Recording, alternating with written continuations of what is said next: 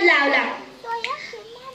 याच AI मुळे कधी नवनवीन विचारधारा जन्माला आल्या, कधी माणसाच्या व माणुसकीच्या जीवनावर सुद्धा बेतत. हीच कृत्रिम बुद्धिमत्ता आम्हाला शाप म्हणून वाटायला लागली तर, कधी कधी वरदान वाटायला लागली तर, मग नेमकं शाप की वरदान असं दुधारी शस्त्र हाती घेऊन उभी आहे. नमस्कार श्रोते हो, मी कस्तुरी किरण गडकरी, जिल्हा परिषद प्राथमिक शाळेची इयत्ता 4थीची विद्यार्थिनी आहे.